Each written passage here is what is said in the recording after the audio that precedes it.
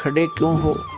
संत रामपाल जी महाराज अपने परने को पुलिया की दीवार पर बिछा देते हैं और महात्मा जी से बैठने का आग्रह करते हैं। कहाँ से आए हो बेटा, क्या करते हो? भगत जी, वैसे तो मेरा गांव धनाना है, जिला सोनीपत में पड़ता है। अब एक छोटा सा मकान बनाकर रोहतक में रहता हूँ। जूनियर इंजीनियर था, लेकिन अब नौकरी छोड़ दी है।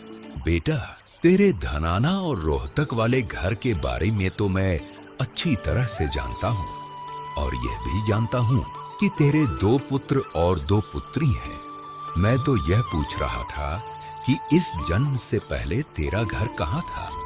अरे, इन महात्मा जी को मेरे बारे में इतना कैसे पता है? महात्मा जी, इस जन्म से पहले हम सतलोक में थे, वही हमारा घर था। लगता है ये भगत जी राधा स्वामी पंथ के अनुयायी हैं। इनको सत्य का ज्ञान कराना चाहिए। मेरे गुरुजी स्वामी रामदेवानंद जी हैं। मेरे भगवान कबीर देव जी सृष्टि के रचनहार हैं, वही सतपुरुष है।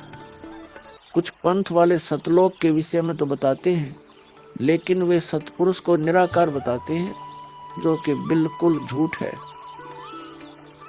भक्त जी, मैं स्वयं संत गरीबदास जी के पंथ से जुड़ा हूँ। संत गरीबदास जी गांव छुड़ानी, जिला झज्जर वाले थे, और उनको 10 वर्ष की उम्र में कबीर परमात्मा जी जिंदा महात्मा के रूप में मिले थे। उसके बाद कबीर परमात्मा जी गरीबदास जी की आत्मा को अपने साथ सतलोक ले गए थे, और वहाँ की सारी व्यवस्था दिखाकर उन्हें इस धरती पर वापस छोड़ा था। फिर उन्हीं बालक गरीबदास ने सतलोक के बारे में बताया कि ऊपर सतलोक है, वहाँ सारी सुख सुविधा उपलब्ध है, सदाबहार बाग है, नर नारी की सृष्टि है।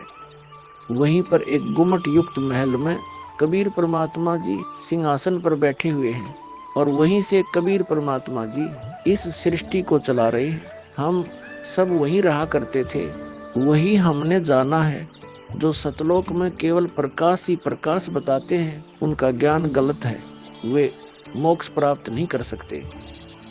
भक्त जी, उस बालक गरीबदास ने वाणियों के माध्यम से बताया है कि गरीब अनंत कोटि ब्रह्मांड का एक रति नहीं भार, सतगुरु पुरुष कबीर हैं, कुल के सिरजनहार। कौन कबीर?